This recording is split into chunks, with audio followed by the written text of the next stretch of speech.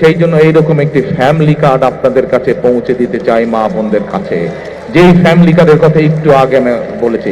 কিন্তু সকল কিছু নির্ভর করবে একমাত্র রব্বুল আলামিনের রহমতের উপরে।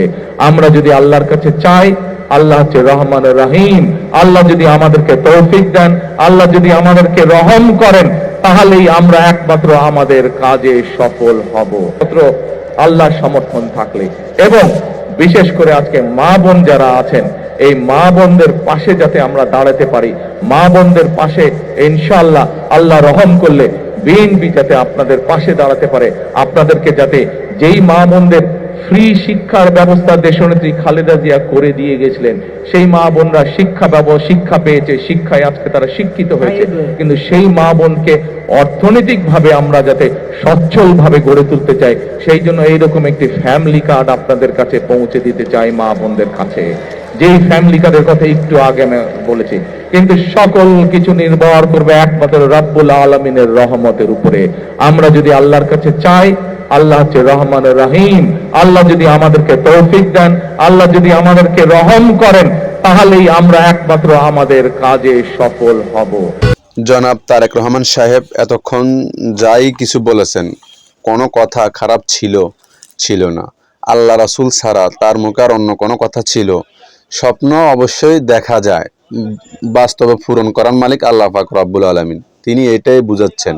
কিন্তু সোশ্যাল মিডিয়া এখন অনেকে সমালোচনা করতেছে, তিনি ফ্যামিলি কার্ড দিবে, এটা দিবে, সেটা দিবে। ফ্যামিলি কার্ড 2000 2500 টাকা করে দিবে বলছে। 2500 টাকা তো বেশি না। একটা ফ্যামিলির যদি 5000 টাকা 10,000 টাকাও দেয়, তারপরে দেশের অর্থ কমবে না যদি লুটপাটকারীরা চুরি ডাকাতি না করে, দেশের টাকা বাইরে ফাসার না করে। তাহলে 2000 2500 টাকা দেয়া একটা সরকারের জন্য কোনো কিছুই না। তারপরে তিনি আল্লাহ পাকের কাছে সাহায্য চাচ্ছেন, আল্লাহ পাক যদি চায় হবে। কিন্তু তারপরে তোমরা কেন সমালোচনা করতেছো ভাই? এত সুন্দর কথা পৃথিবীর কোন সরকার বলেছিল? কখনো শুনেছ? আমাদের হায়াতে দেখিনি, তোমাদের হায়াতে দেখেছো কিনা কে জানে।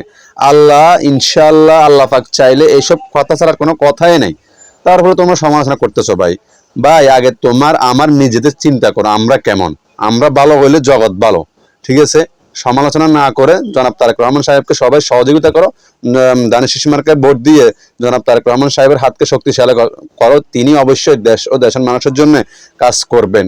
তিনি অত্যন্ত ভালো মানুষ, তাকে তোমরা সুযোগ দাও, সমালোচনা বন্ধ করো।